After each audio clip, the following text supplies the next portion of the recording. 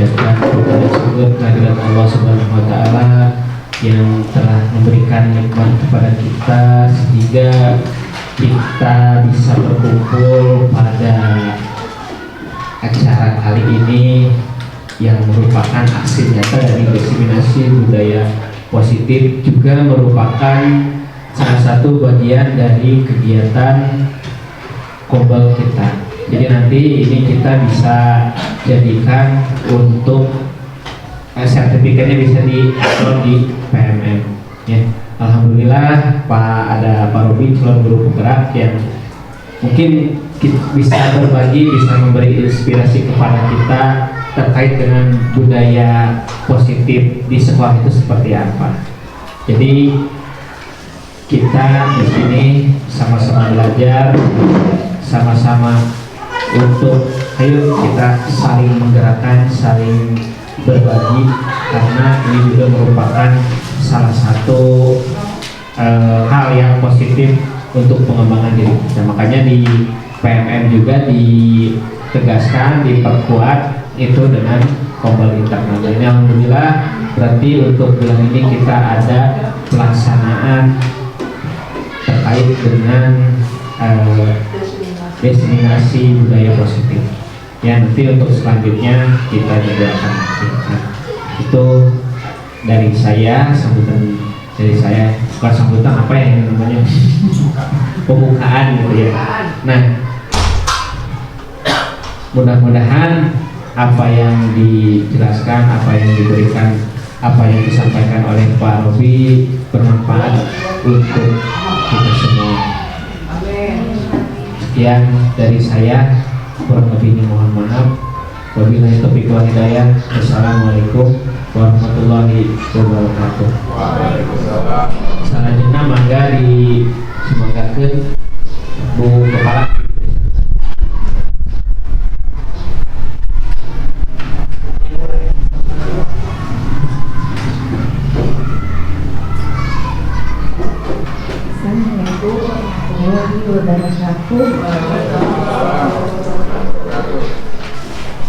Alhamdulillah Bapak Ibu apunten ngabangun wakosna kumari juga acara penting kanggo nambah wawasan orang sadayana. Apunten Bapak Ibu antos aya hadir di ruangan ieu. Kanggo kegiatan ieu sangat membantu sekali, menambah ilmu, menambah wawasan untuk kita semua. Seperti yang kemarin, sekarang semuanya dilibatkan supaya kita tahu proses CGP itu bagaimana, terus kita juga nambah wawasan, jadi tahu, oh paling tidak tahu jadi tahu. Alhamdulillah ya Obi, mudah-mudahan selama kegiatan Obi ini lancar dan sukses. Dan kita semua juga tidak bisa memberikan materi ya, cuman bisa memfasilitasi. Misalnya Bu mau ada yang kita fasilitasi, kita saling support, saling membantu dan saling sharing. Mangga di kegiatan ieu mangga dulu ayam kira paham atau matiman terkait masalah KBM, mangga teruskeun Kapolri nanti Pak Agus nanti saling bersedia. Setelahnya katunun Obi di masalah di persiapan anak, katunun semuanya dan lain-lain. Nah terus kalau kegiatan selanjutnya mangga terus dikali proyek kemudian di atas itu tentunya selama itu banyak program.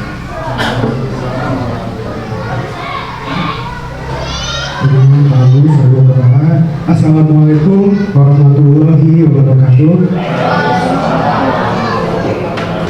Alhamdulillahirobbilalamin wassalatu wassalamu ala rasulillah wa alihi wa sahbihi. Yang terhormat Ibu Kepala Sekolah SDN 1, yang saya hormati Bapak Ibu Guru Hebat SDN 1. Alhamdulillah pada saat ini kita masih bisa berkumpul di komputer ini pada hari Senin 26 Agustus 2024 pada kegiatan aksi nyata destinasi budaya positif.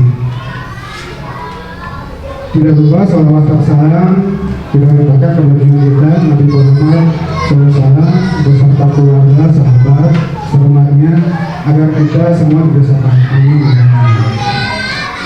Sebelumnya saya ingin menjelaskan dulu ya, kenapa saya melakukan kegiatan ini.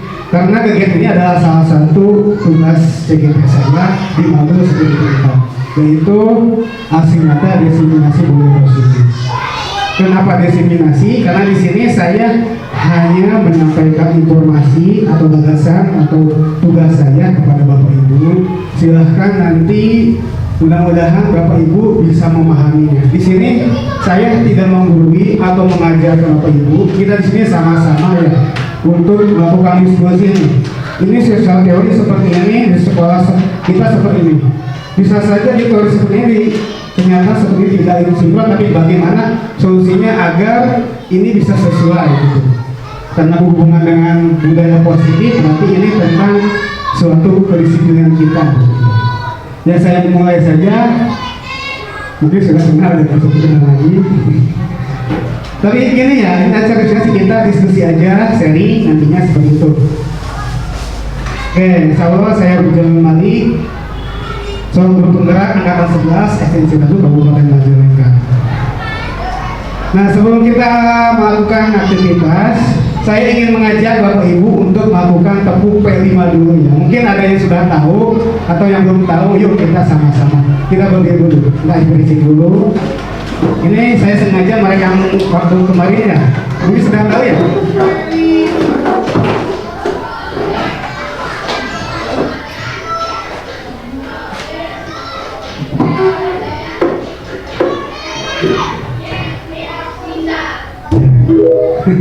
Jadi tepuk P5 project penguatan ini penguatan profil pelajar Pancasila. Yes bisa. Sebut ya. Yes bisa. Yes bisa. Siap Bu, Bapak Ibu. Tepuk P5 project penguatan profil pelajar Pancasila. Yes bisa. Kurang pompa kali lagi.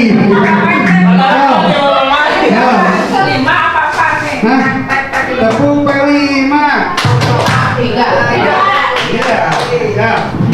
Tepuk P5 project penguatan profil pelajar Pancasila. Yes bisa.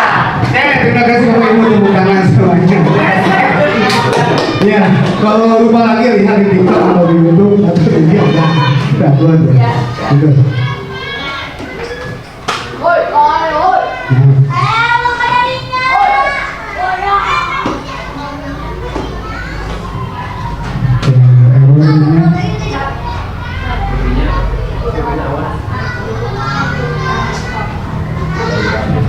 Baik Bapak Ibu, sebenarnya ada error di sininya untuk sebelah dulu.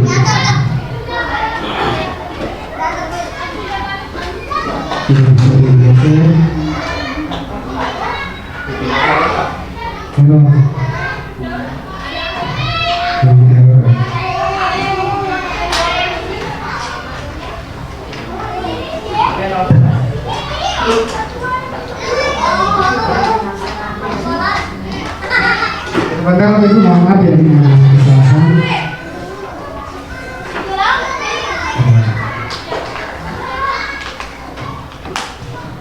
Laptop ini error. Kita tunggu dulu sebentar.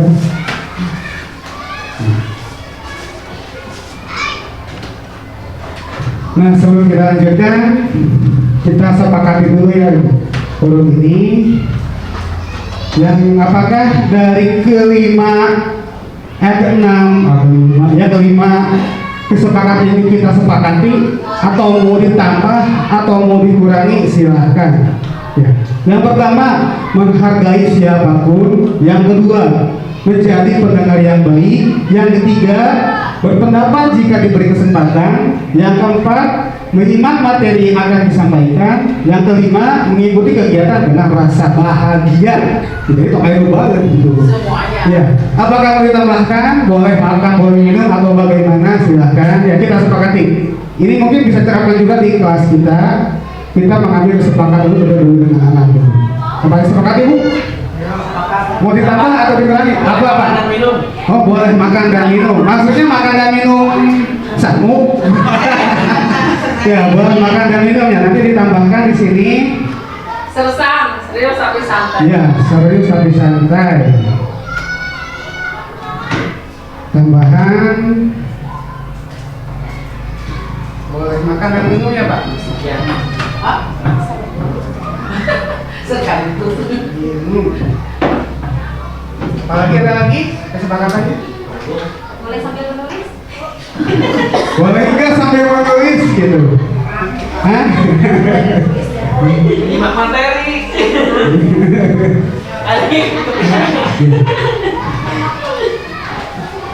Bagus. Kita sepakatnya, Bu. Berarti boleh makan dan minum, sepakat ya? Silahkan sambil makan dan minum. Terus apa lagi, ada lagi? Sudah, sepakat ya? Sepakat. Saya ulangi, yang pertama menghargai siapapun, yang kedua menjadi pendengar yang baik, yang ketiga berpendapat jika diberi kesempatan ya, sambil mengacungkan tangan.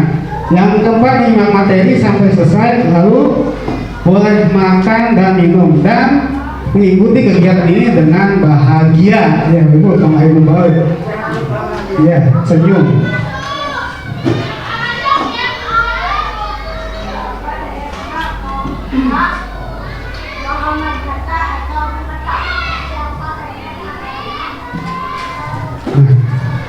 Ini Bu, rencana kegiatan yang hari ini akan saya sampaikan. Yang pertama yaitu disiplin positif. Yang kedua, motivasi perilaku manusia. Yang ketiga, keyakinan kelas. Yang keempat, kebutuhan dasar manusia. Yang kelima, posisi kontrol restitusi. Yang keenam, segitiga restitusi. Ya. Kita langsung saja ke materi yang pertama. Disiplin positif. Apa itu disiplin yang positif? Dalam budaya kita, makna kata disiplin dimaknai menjadi suatu yang dilakukan seseorang pada orang lain untuk mendapatkan kepatuhan. Kita cenderung menggabungkan kata disiplin dengan ketidaknyamanan. Menurut pemikiran Ki Hajar Dewantara, sejalan dengan pandangan Diana Gosen dalam bukunya Restoratif School Discipline 2021, Diana menyatakan bahwa arti dari kata disiplin berasal dari bahasa Latin disciplina yang artinya belajar. Disiplin positif lahir dari pribadi internal, bukan berasal dari paksaan orang lain atau ketakutan akan hukuman atau mengharapkan imbalan. Nggak seperti sana. Jadi seperti itu artinya disiplin itu sebetulnya ya. Biasanya dikira itu kalau untuk disiplin soalnya dalam waktu biasanya ada yang takut sama dimarahi kepala sekolah atau misalkan sanksi betul. Jadi seperti itu. Seharusnya disiplin itu berhasil dari internal itu sendiri. Berarti sadar bahwa kita itu harus disiplin dalam diri sendiri sebetulnya. Disiplin positif. Disiplin positif merupakan suatu cara menerapkan disiplin yang mengajarkan anak bertanggung jawab dan menumbuhkan kesadaran diri berdasarkan nilai-nilai kebajikan. Disiplin positif lebih ke arah disiplin diri yang dapat mengontrol diri dalam melakukan segala tindakan. Selanjutnya, disiplin diri dapat membuat murid memahami dan menyadari berdasarkan motivasi internal, bukan akibat paksaan ujian atau hukuman. Di sini ada 6 karakter dalam profil pelajar Pancasila. Mungkin sudah Bapak Ibu tahu ya. Yang pertama itu beriman bertakwa kepada Tuhan Yang Maha Esa. Yang kedua mandiri. Yang ketiga bertindakan global. Yang keempat bergotong royong. Yang kelima kreatif dan enam berkala kritis ya. Waktu itu yang kelas 1 yang menyanyikan ya politik. Seperti itu ya, ada nyanyinya juga. Ini saya akan menyanyikan tapi nanti aja. Nah, yang kedua, motivasi perilaku manusia. Motivasi perilaku manusia terbagi menjadi tiga. Yang pertama, untuk menghindari ketidaknyamanan atau hukuman. Yang kedua, untuk mendapatkan imbalan atau penghargaan dari orang lain. Yang ketiga, untuk menjadi orang yang mereka inginkan dan menghargai diri sendiri, menghargai nilai-nilai yang mereka perlu saja. Mungkin dari kita juga ya, Bapak Ibu pernah mengalami anak yang dalam ketiga prioritas ini pernah ada mungkin ya. Jadi macam-macam. Walau bukan anak juga, saya juga ada sih motivasi saya diri sendiri. Tapi mudah-mudahan Bapak Ibu itu termotivasinya dari motivasi internal ya, bukan karena paksaan atau hukuman atau apa gitu. Yang ketiga materinya berarti keyakinan kelas. Nah, ini yang akan kita diskusikan ya. Keyakinan kelas. Satu, ada pertanyaan. Mengapa keyakinan kelas? Mengapa tidak peraturan kelas saja? Yang kedua, mengapa adanya keyakinan kelas penting untuk terbentuknya sebuah budaya positif? Ada yang bisa menjelaskan mengapa keyakinan kelas? Mengapa tidak peraturan kelas saja? Yang di kita kan banyaknya peraturan kelas ya Bu. Ya, kenapa dalam materi ini tidak peraturan kelas saja? Mengapa harus keyakinan kelas? Ada yang Hasil musyawarah anak ya? jadi kesepakatan anak. Ya, betul sekali Bu Kepala ya. Karena kalau keyakinan kelas itu kita bermusyawarah dulu dengan anak-anak, berdiskusi dulu dengan anak-anak untuk menyepakati peraturan kelas. Contohnya kita untuk tugas piket nih, kita sepakati dulu, sepakat oke dengan anak ya. Berbeda kalau peraturan itu hanya dibuat oleh satu pihak. Ya, kita langsung mencatat peraturan tanpa ada kesepakatan dengan anak. Yaitu bedanya keyakinan kelas dan peraturan kelas. Nah, yang harus saya jelaskan dari bantu saya keyakinan kelas dibentuk berdasarkan kesepakatan bersama siswa. Bila melanggar, cenderung berkonsekuensi dan pertanggungjawaban diri untuk memberi kesan tersebut.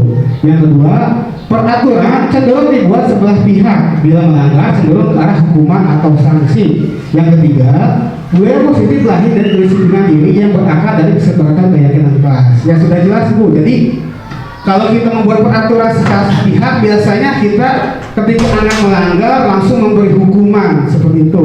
Ya itu juga saya rasakan sendiri sih. Ketika dulu memang itu saya selalu ketika anak melanggar langsung saya kasih sekojam atau lari seperti itu.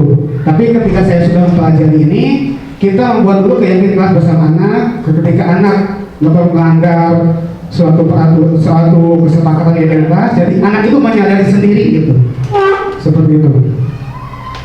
Selanjutnya, dalam keyakinan kelas, guru berperan dalam mewujudkan terbentuknya keyakinan sekolah atau kelas dan adanya kesepakatan antara guru dan murid. Sudah saya jelaskan, keyakinan sekolah atau kelas berupa pernyataan-pernyataan universal yang mudah diingat dan dipahami dan harus diterapkan di lingkungan sekolah.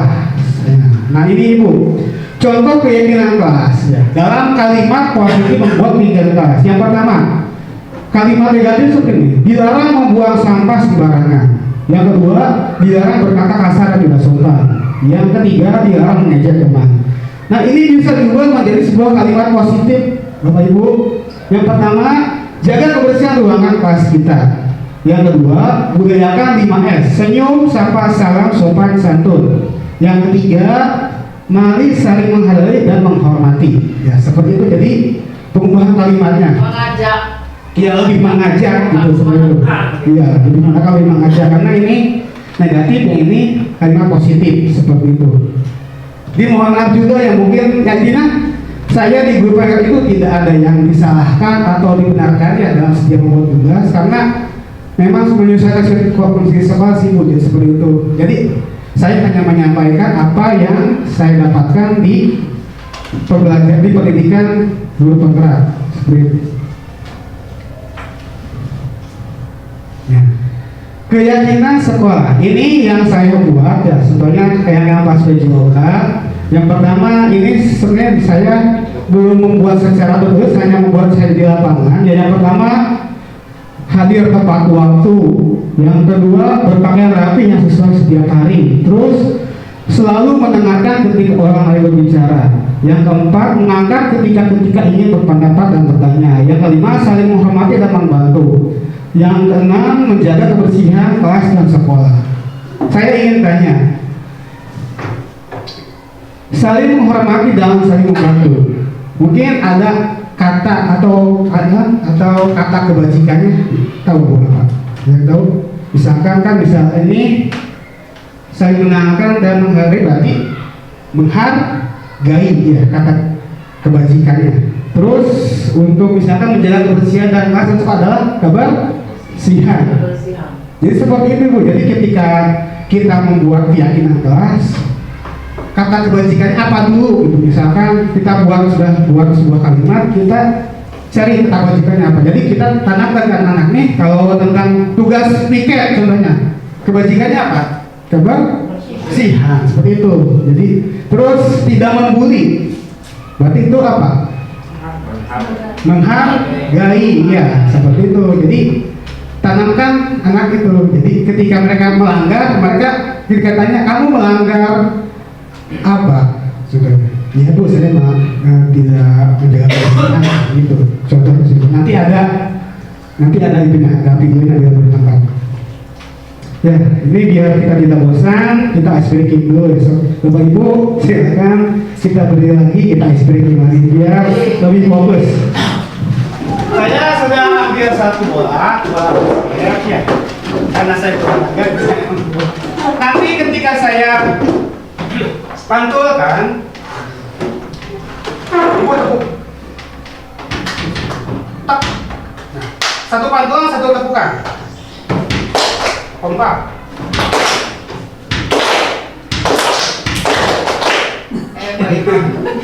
Sesuai.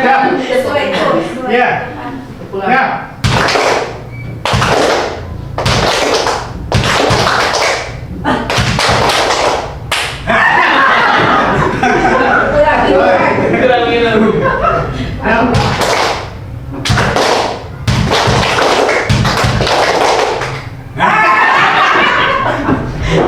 Kelihatan di bawah ya. Ini sekali lagi.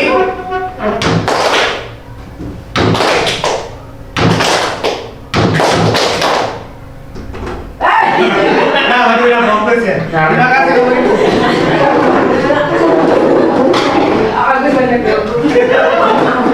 Kita lanjutkan. Pada kebutuhan dasar manusia. Pada hakikatnya kita semua itu punya suatu kebutuhan Bapak Ibu. Kenapa ada anak yang bersalah contohnya melakukan suatu pelanggaran? Sebetulnya itu ada sesuatu kebutuhan dasar yang mereka tidak penuhi. Di sini saya langsung mengambil suatu kasus saja. Yang pertama, pernyataan dulu ya. Ketika seorang murid melakukan suatu perbuatan yang bertentangan dengan nilai kebajikan atau melanggar peraturan, hal itu sebenarnya tidak dikarenakan mereka gagal memenuhi kebutuhan dasar mereka. Nah, kebutuhan dasar manusia ini ada 5. Yang pertama, bertahan hidup. Yang kedua, kasih sayang dan rasa diterima. Yang ketiga, penguasaan. Yang keempat, kebebasan. Dan kelima, kesenangan. Di sini ada pengertiannya ya. Bertahan hidup yaitu kebutuhan bertahan hidup Surtipa adalah kebutuhan yang bersifat fisiologis untuk bertahan hidup, misalnya kesehatan, rumah, dan makanan. Kasih sayang dan rasa diterima yaitu kebutuhan untuk disayangi dan diterima, meliputi kebutuhan akan hubungan dan koneksi sosial, kebutuhan untuk memberi dan menerima kasih sayang, dan kebutuhan untuk merasa menjadi bagian dari suatu kelompok. Yang ketiga, penguasaan. Anak-anak yang memiliki kebutuhan dasar akan penguasaan yang tinggi biasanya selalu ingin menjadi pemimpin. Mereka juga suka mengamati sebelum mencoba. hal baru dan merasa kecewa bila melakukan kesalahan. Mereka juga biasanya rapi dan sistematik dan selalu ingin mencapai yang terbaik. Yang keempat, kebebasan. Kebutuhan untuk bebas adalah kebutuhan akan kemandirian, otonomi, memiliki pilihan, dan mampu mengendalikan arah hidup seseorang. Anak-anak dengan kebutuhan kebebasan yang tinggi menginginkan pilihan. Mereka perlu banyak bergerak, suka mencoba-coba, tidak terlalu terpengaruh orang lain, dan senang mencoba hal baru dan menarik. Yang terakhir, kesenangan, yaitu kebutuhan akan kesenangan adalah kebutuhan untuk mencari kesenangan, bermain dan tertawa. Anak-anak dan kebutuhan dasar kesenangan yang tinggi biasanya ingin menikmati apa yang dilakukan. Mereka juga bisa berkonsentrasi tinggi saat mengerjakan hal yang disenangi. Kita langsung saja ke kasus yang pertama. Mohon maaf pokoknya seperti itu. Ibu Zulaikha, guru di kelas 6, sedang bingung menghadapi ulah salah satu murid di kelasnya yang bernama Tommy. Beberapa anak setelah mengeluh Tommy seringkali meminta bekal makan siang mereka dengan paksa. Jika Anda menghadapi situasi seperti Ibu juga, apa yang Anda lakukan? Menurut Anda kira-kira apa alasan Tommy melakukan hal itu? Ada yang bisa menjawab kenapa si Tommy bisa melakukan hal itu? Kenapa bisa mengambil Kebutuhan dasar apa Pak? Kebutuhan dasar.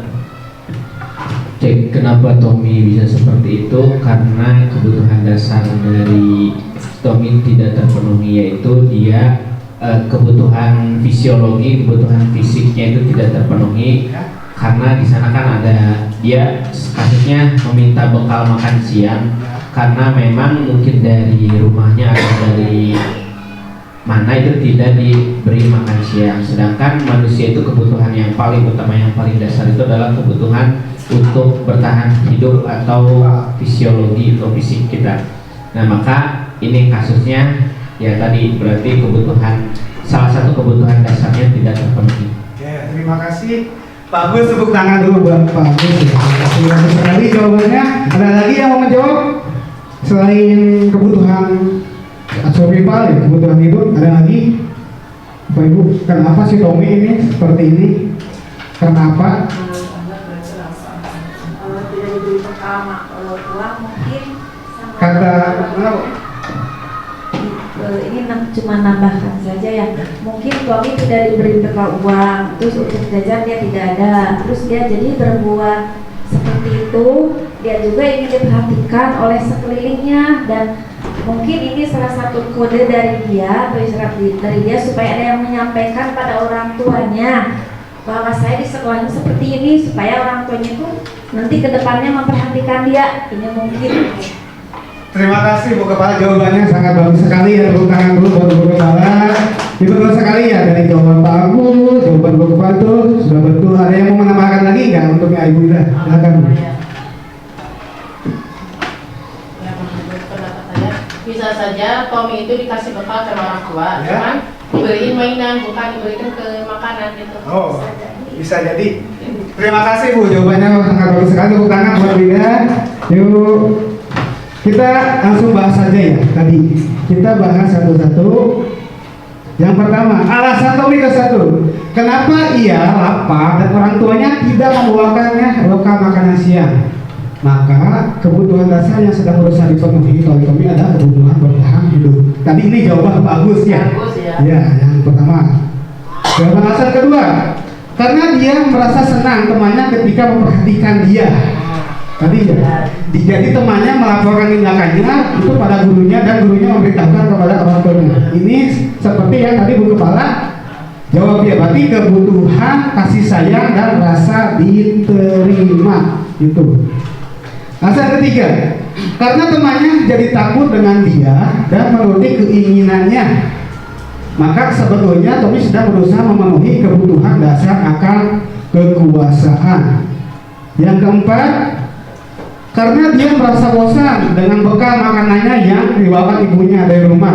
Karena ibunya selalu membawakan bekal yang sama, oleh karena itu dia ingin mencoba makanan teman-temannya yang beraneka ragam.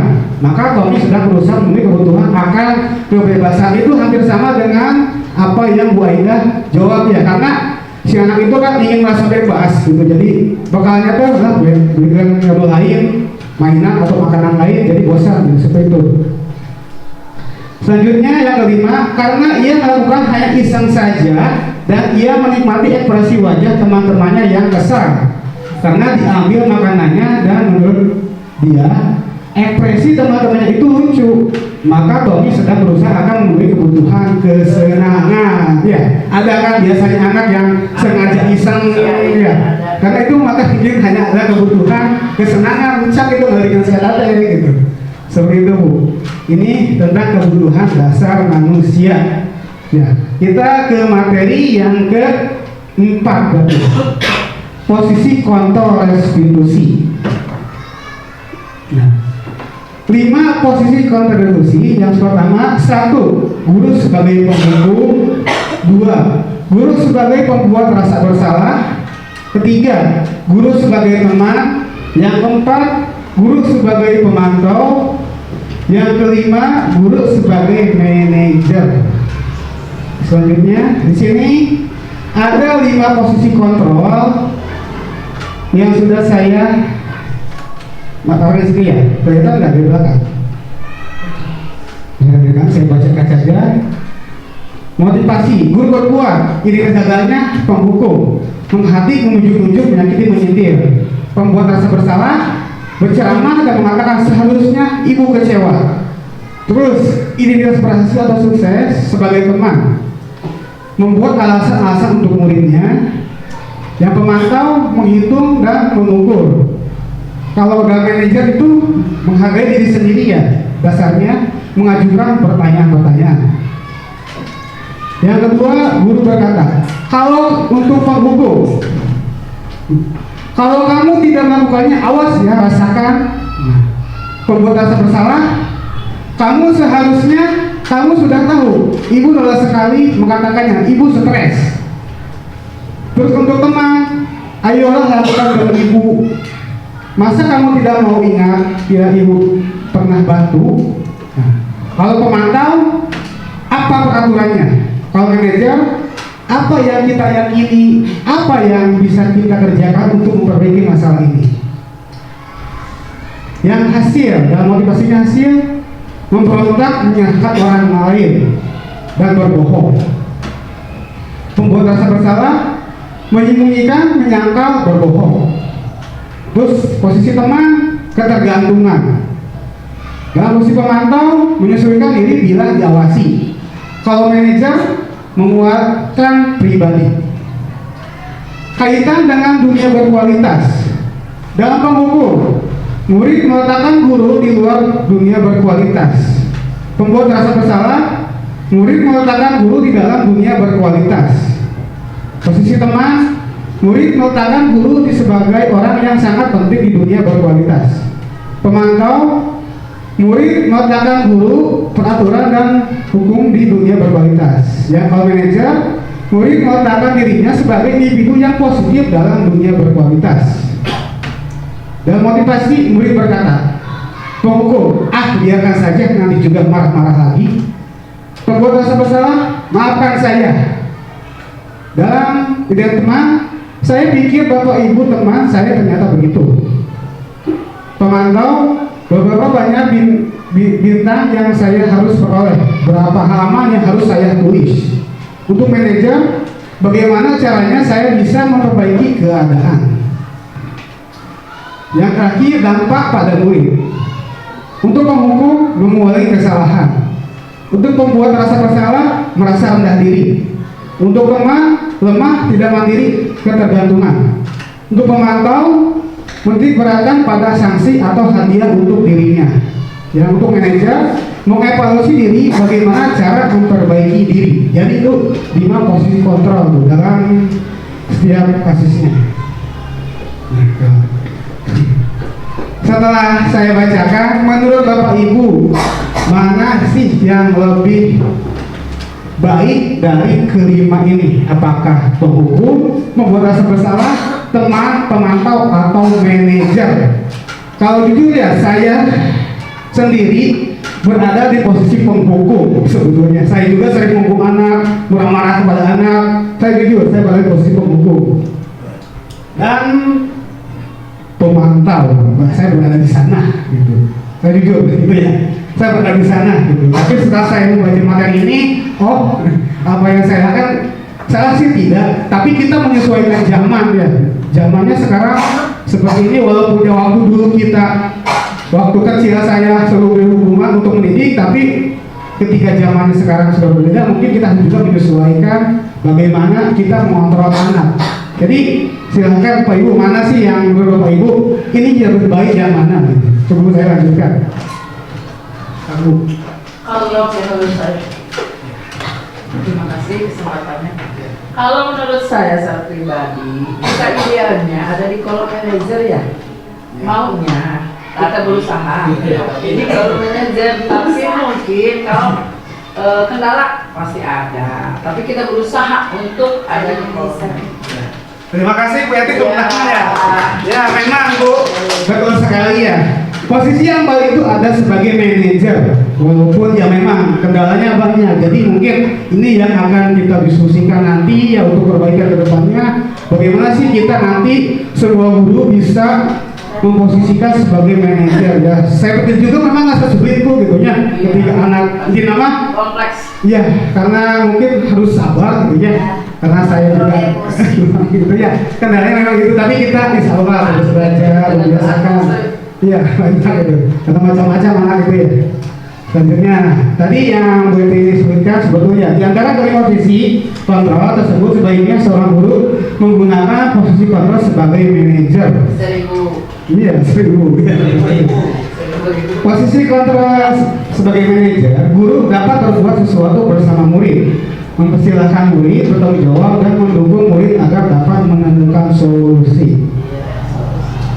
Selain itu, posisi manajer mengacu pada restitusi yang dapat menjadikan murid sebagai manajer bagi dirinya sendiri sehingga dapat mencipta identitas positif pada murid.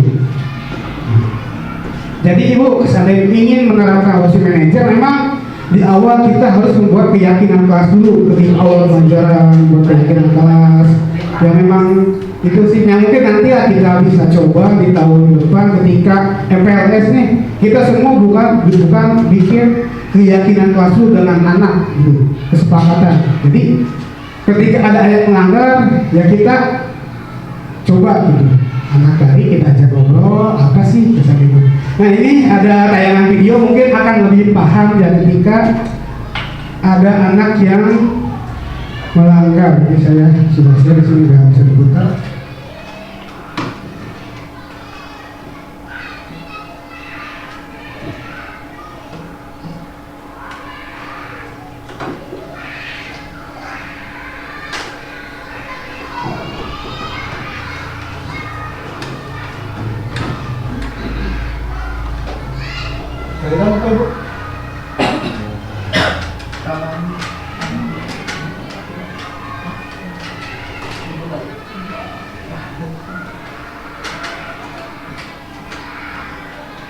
Biar lebih jelas ada video.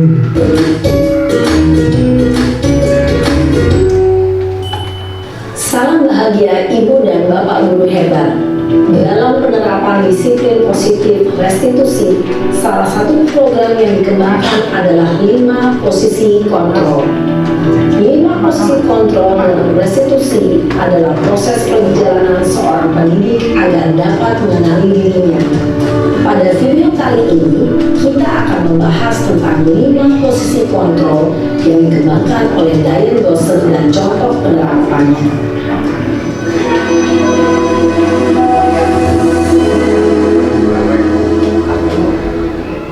5 posisi kontrol itu adalah 1.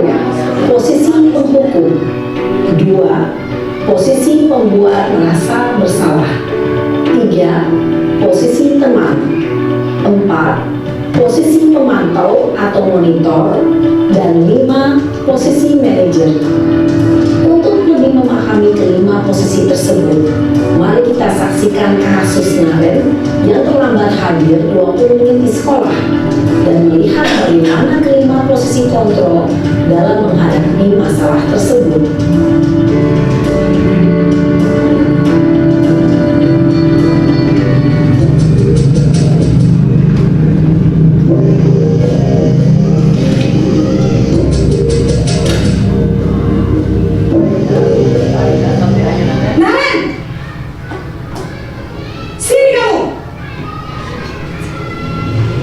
Selamat pagi, Bu.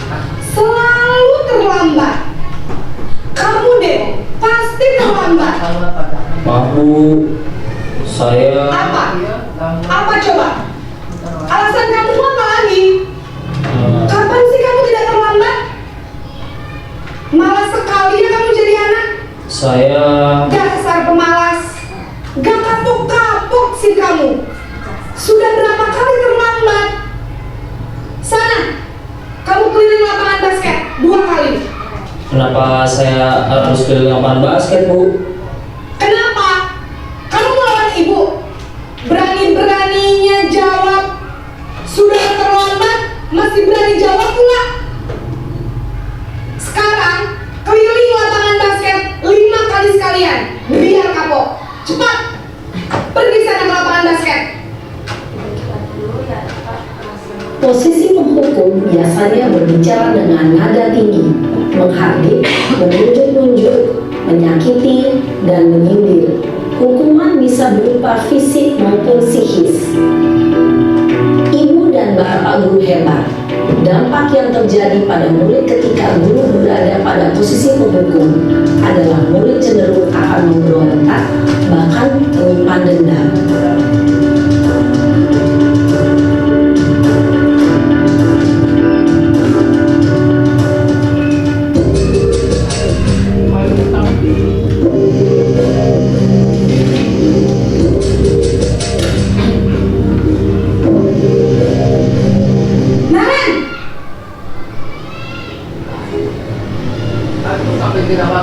Selamat pagi, Bu. Naren, kamu kenapa terlambat lagi, nak? Ya Tuhan, Naren, kamu senang ya bikin ibu susah ya? Kalau kamu terlambat lagi, nanti ibu yang ditegur bapak kepala sekolah, nak. Disangka ibu tidak bisa membina kamu. Duh, gimana ini? Maaf, Bu. Duh, Gusti Naren, kamu suka ya kalau ibu ditegur bapak kepala sekolah? Terus, sekarang ibu harus tulis apa ini di buku absen? Ini kamu sudah sering terlambat loh. Ibu harus apa coba? Maaf, Bu. Maaf sekali. Ya sudah, lain kali jangan bikin ibu susah lagi ya, nak ya. Ibu tidak akan kuat lagi kalau kamu begini terus. Bisa jantungan kalau ibu tegur bapak kepala sekolah. Sana cepat ke kelas. Maaf ya, Bu. Maaf sekali. Posisi pembuat rasa bersalah berbicara dengan nada tenang, cenderung lembut. Namun kata-kata yang diutarakan membuat murid merasa menjadi orang yang gagal, memandang buruk dirinya sendiri, merasa tidak berharga, dan tidak sanggup membahagiakan orang lain. Ketika guru mengambil posisi pembuat rasa bersalah, murid akan menganggap dirinya yang bersalah dan ia akan menyimpan emosi negatif tersebut di dalam dirinya.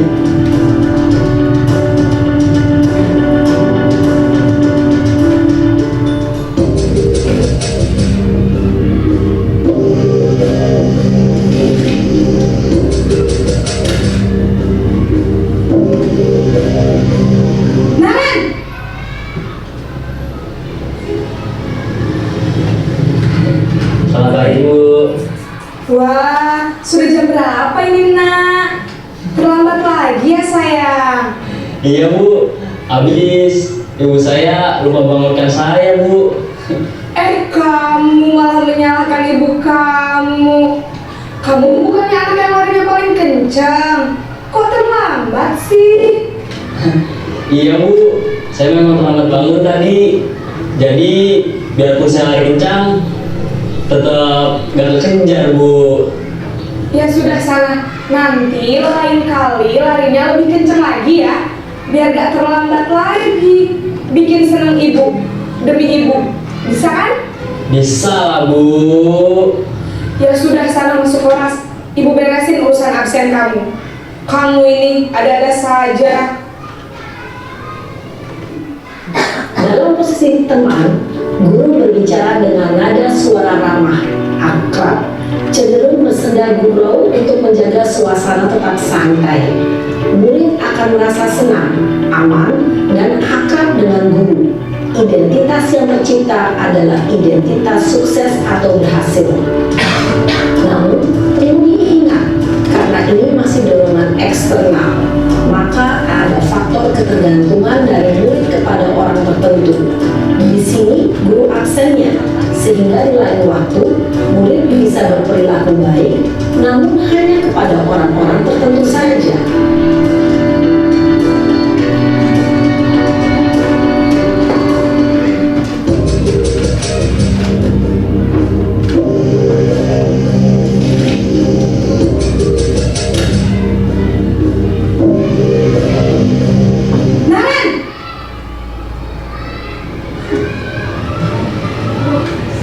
Selamat pagi Bu. Nah Ren, apa peraturan sekolah kita tentang jam berapa kita harus masuk sekolah, Nak? Kita harus di sekolah jam 7 Bu. Iya betul, sekarang sudah jam 7.20. Naren sudah tahu konsekuensinya jika terlambat hadir. Paham Bu. Saya harus tinggal kelas pas jam istirahat selama 20 menit. Iya benar, konsekuensinya demikian. Jadi nanti jam 9.30 pas istirahat, kamu harus tinggal di kelas, kerjakan tugas tambahan untuk ketertinggalan kamu, ya? Baik Bu. Posisi pemantau mengandalkan penghitungan atau data untuk mengontrol murid. Guru mengarahkan murid berdasarkan peraturan dan konsekuensi. Seorang pemantau menunjukkan bahasa tubuh dan ekspresi wajah yang datar dan cenderung formal.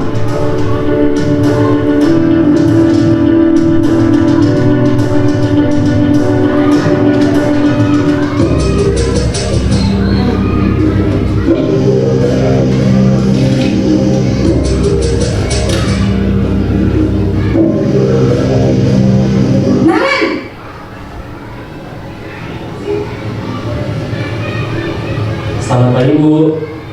Selamat pagi Naren. Maaf Bu, saya terlambat. Iya, sekolah masuknya jam 7, sekarang sudah jam 7.20. Jadi sekarang bagaimana ini Naren? Maaf Bu, saya lupa setel alarm saya semalam. Baiklah, menurut kamu, keyakinan sekolah yang mana yang perlu kamu tingkatkan? Menghargai diri sendiri dan orang lain mungkin ya Bu. Setuju. Jadi, apakah Naren meyakini prinsip saling menghormati tersebut? Iya Bu, saya meyakininya. Apakah Naren bersedia memperbaiki masalah keterlambatan ini? Bersedia Bu. Bagaimana kamu akan perbaiki masalah keterlambatan ini? Saya akan coba untuk tidak lupa menyetel alarm saya Bu. Baik, kalau Naren lupa menyetel alarm di rumah, ada orang yang kira-kira bisa bantu mengingatkan tidak? Ada Bu, kakak saya, Kak Emma. Ada lagi selain Kak Emma? Selain Kak Emma, ada ibu saya. Baik, jadi yang mengingatkan Naren adalah Kak Emma dan ibu kamu ya? Kira-kira akan mulai start alarm kapan nih Naren? Setelah pulang sekolah, akan segera saya lakukan. Baik, jadi Naren akan setel alarm untuk bangun besok pagi dan akan diingatkan oleh kakak dan ibunda Naren ya. Ada lagi yang mungkin perlu dilakukan Naren agar tidak terlambat bangun lagi? Tidak ada Bu. Baik Naren, terima kasih untuk kerjasama kamu. Sekarang kamu perlu kembali ke kelas untuk belajar. Baik Bu, terima kasih. Posisi manajer adalah posisi kontrol yang disarankan untuk membimbing murid memiliki sikap disiplin yang positif, yaitu murid yang mandiri, bertanggung jawab, dan dapat memecahkan masalah. Tujuan dari posisi ini adalah agar murid dapat berefleksi atas tindakannya. Guru akan dengan tulus memberikan pertanyaan-pertanyaan bermakna, sehingga membuat murid dapat belajar dari kesalahannya dan mencari sebuah solusi untuk menyelesaikannya. Ibu dan Bapak guru hebat, setelah mengamati adegan kelima posisi kontrol tadi,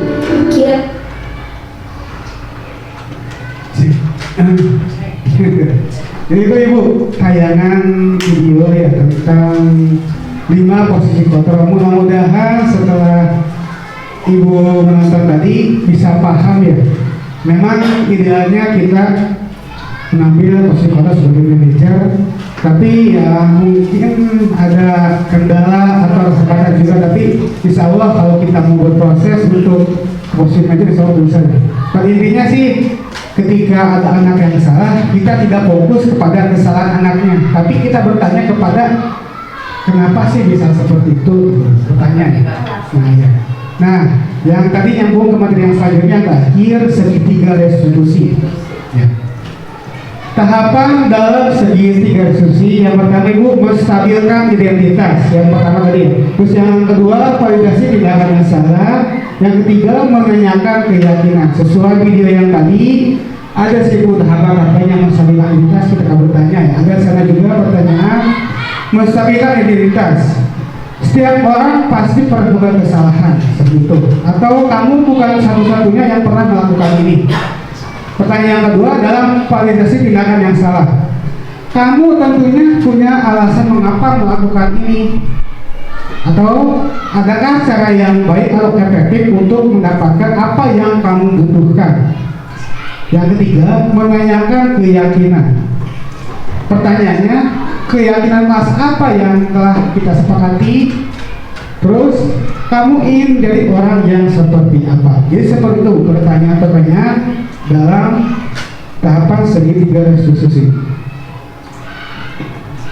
Dalam menstabilkan identitas dilakukan berdasarkan prinsip bahwa membuat kesalahan adalah bagian dari proses pembelajaran yang nantinya akan menggeser identitas gagal ke arah identitas yang sukses. Contoh pertanyaannya tadi, berbuat salah hal yang sangat manusiawi, tidak ada manusia yang sempurna. Kita pasti bisa menyelesaikan permasalahan ini.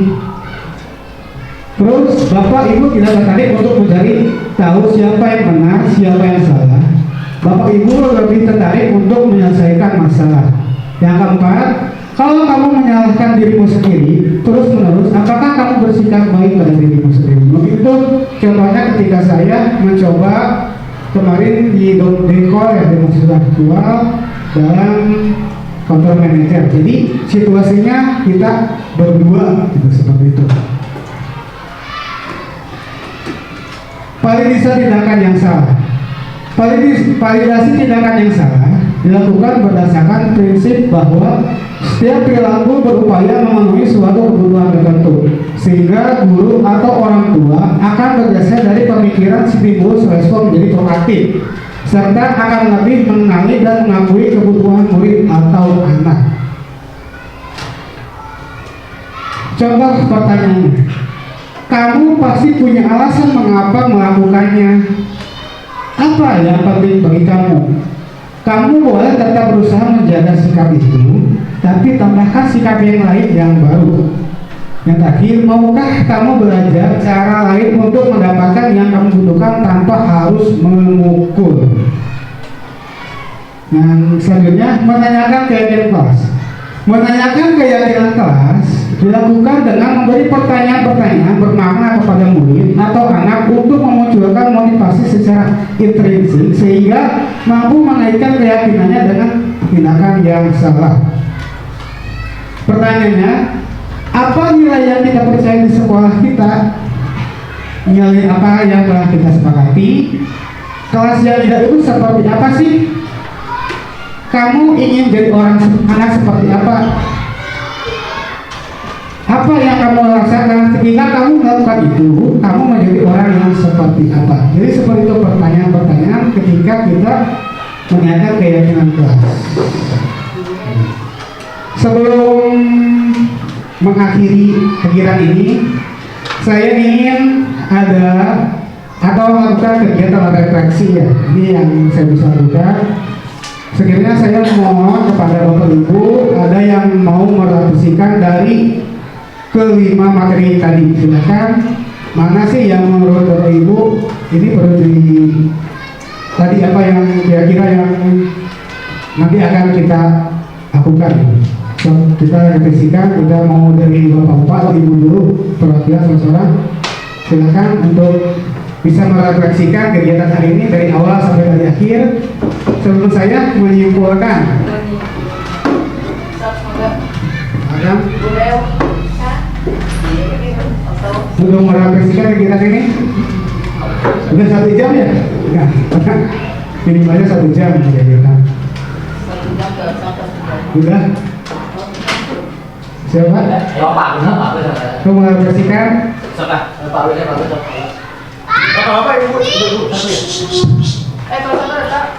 Assalamualaikum warahmatullahi wabarakatuh. Jadi kita merefleksikan budaya positif ini bahwa kita sebagai seorang guru harus terus belajar, harus terus memperbaiki. Tidak ada manusia yang sempurna, tidak ada guru yang sempurna. Yang baik itu dalam hal mengajar, dalam hal mendidik siswa. Ya, kalau misalkan ada yang mengatakan bahwa semua orang bisa mengajar, bisa. Ya, saya dulu pernah dengar cerita seorang tentara di daerah Papua. Mereka ngajar karena tidak ada guru, tapi belum tentu mereka bisa mendidik. Mereka bisa mengajar, semua orang bisa mengajar, ya. Siapapun bisa mengajar, tapi tidak semua orang bisa mendidik. Nah, ini adalah tugas dari guru. Maka dari sini kita refleksikan diri, apa yang menjadi kekurangan kita, apa yang perlu kita perbaiki di dalam penerapan budaya positif ini. Penerapan keyakinan kelas dari guru yang tadinya kita sebagai guru hukum menjadi guru sebagai guru manajer, itu yang perlu kita tingkatkan. Ya, dan ada satu perkataan yang memang bagus, ya. Anak-anak itu bisa lupa dengan materi matematika, materi fisika, materi kita yang kita ajarkan di kelas, tapi anak-anak tidak akan pernah lupa apa yang kita lakukan terhadap mereka. Makanya lakukanlah sesuatu yang baik, sesuatu yang berdampak positif. Ya, anak-anak dia akan mengenang apa yang kita lakukan terhadap mereka, bukan apa yang kita ajarkan. Karena materi itu sifatnya relatif. Ya, sama halnya seperti kita. Kenangan buruk, kenangan baik, kenangan bagus ketika di sekolah itu yang nempel di dalam diri kita. Ya, bukan materi. Ya, saya juga materi dari SD sampai SMP sampai SMK itu tidak banyak yang tidak ingat, banyak yang saya pelajari kembali. Tapi perlakuan guru terhadap kita itu yang sulit ingat. Nah, maka dari sini kita merefleksi diri bagaimana menjadi seorang guru yang inspiratif. Ya, kita dari mulai guru yang biasa saja, guru yang hanya memberi materi, terus guru yang baik yang menjelaskan, dan sampai guru inspiratif yang bisa memberikan pencerahan kepada anak, memberikan hal yang bisa bermanfaat buat anak, yang bisa merubah diri anak. Tadi di dalam budaya positif itu yang penting kita merubah perlakuan anak, merubah perilaku anak. Jadi yuk mari kita bersama-sama menjadi pribadi yang baik, menjadi guru yang bisa memberikan kesan yang baik terhadap anak. Materi itu sebenarnya relatif. Dalam hal ini kita lebih tekankan bagaimana perubahan perilaku dari anak. Itu mungkin yang saya sampaikan dari hasil penyimakan tadi. Kita yuk sama-sama merefleksi diri, merefleksi apa yang menjadi kekurangan kita, karena pada sejatinya kita ini adalah guru yang terus belajar. Kalau kita berhenti belajar, lebih baik berhenti menjadi guru. Itu yang selalu saya ingat dari dosen saya. Ya, kalau kamu jadi guru jangan pernah berhenti belajar. Kalau kamu berhenti belajar lebih baik berhenti menjadi guru, karena guru itu harus terus belajar, update keilmuan, update perkembangan zaman, update perilaku siswa, bagaimana mengatasinya. Nah, ini salah satunya. Itu mungkin yang bisa saya sampaikan. Wabillahi taufiq wal hidayah. Wassalamualaikum warahmatullahi wabarakatuh. Waalaikumsalam warahmatullahi wabarakatuh. Sangat bagus sekali Pak Agus refleksinya. Ya, sangat inspirasi, betul sekali Pak. Ini sesuai dengan filosofi Ki Hajar Dewantara ya. Ibaratkan guru itu seperti tukang kebun. Kenapa tukang kebun? Karena guru itu ditugaskan hanya untuk menuntun anak-anak. Misalkan gini, si tukang kebun atau petani itu ya menanam padi, tidak akan menjadi jagung kan ya, tetap akan jadi padi teman-teman. Tapi yang harus kita lakukan itu merawat tanahnya, menjaga agar tidak kena hama, masih pupuk. Jadi ibaratkan seperti itu kita itu. Jadi anak itu mungkin dari kita ke karakternya ya. Kalau untuk materi betul sekali Pak Guru, untuk materi kita selalu bisa dipelajari ya, apalagi sekarang di Google, di internet banyak untuk materi. Tapi untuk karakter itu sulit untuk dirubah sebetulnya. Ada lagi yang mau merevisikan dari ibu-ibu lah, pengen satu orang atau saya tunjuk aja gitu. Ibu Kepala, silakan Bu. Maaf dari saya sedikit, cuma menambahkan dari Pak Agus. Ini saya kesempatan terakhir ya, maaf bukan menasehati, tapi ini untuk diri saya juga. Jadi saya ingin menghilangkan supaya didengar gitu ya. Jadi jangan sampai ada di memori anak itu, wah bapak guru ya, sama bapak guru galak, ibu guru galak. Nah, kata-kata seperti itu tolong. Jadi sekarang mah tidak ada. Pak, caranya tadi sudah ada emosi, ada yang baik itu manajer ya. Jadi kita sama-sama, jadi hilangkanlah sebutan di memori anak itu, supaya mereka itu rindu kepada kita. Jangan sampai kita tidak ada disyukuri oleh anak. Wah, asik guru itu ya, atau syukur bebas. Nah, jadi jangan seperti itu. Jadi harapan saya, bapak dan ibu itu selalu ingin dirindukan oleh anak. Dan bagaimana caranya supaya kita selalu dirindukan anak, dan ketiadaan kita, ketidakhadiran kita itu dipertanyakan pada anak. Pak, Bu, atau bapak itu kuno ke sekolah. Nah, jadi jangan sampai disyukuri. Nyerang internet karena mau aplikasinya. Satu nomor. Terus sekali Bu, kasta tertinggi seorang guru itu adalah dirindukan oleh anak-anaknya ya. Berarti bukan yang guru yang PPG, bukan yang S2, bukan yang CIP ya. Kasta tertinggi itu. Jadi guru yang mempunyai kasta tertinggi itu guru yang dirindukan oleh murid-muridnya. Biasa begitu ya. Ada sih di quote. Ya ibu-ibu, saya simpulkan acara kegiatan hari ini.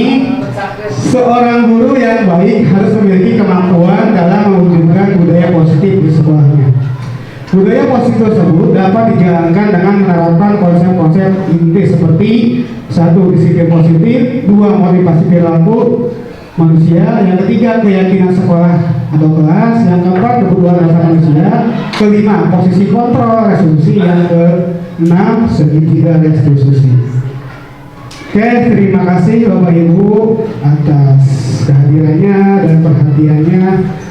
Mohon maaf apabila dalam diskusi ini masih banyak kekurangan atau ada suatu kesalahan kata, untuk mohon dimaafkan. Sekian dari saya. Wassalamualaikum warahmatullahi wabarakatuh. Ya, semoga kita bergerak dan menggerakkan. Ya, terima kasih.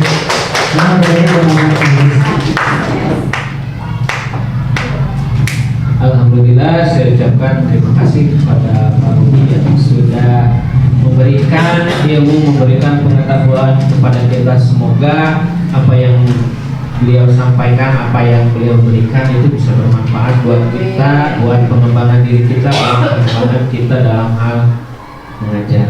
Mungkin itu yang bisa saya sampaikan.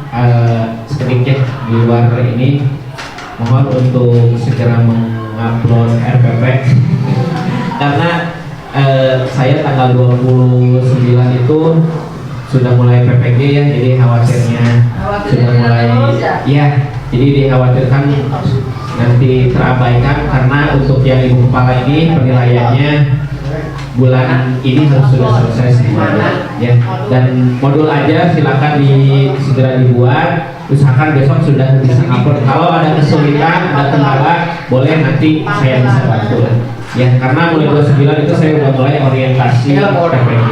Ini tinggal beberapa hari lagi, jadi mohon kerjasamanya. Takutnya nanti saya lupa, saya ya so sibuk gitu ya. Ya, jadi mumpung masih ada kesempatan gitu, silahkan. Saya juga sedang koordinasi dengan Pak Pengawas untuk pengisian yang itu kepala gitu ya. Nah, seperti apanya nah, dari rekan-rekan juga sama, silakan untuk segera mengisi. Itu mungkin dari saya. Wabillahi taufiq wal hidayah. Wassalamualaikum warahmatullahi wabarakatuh.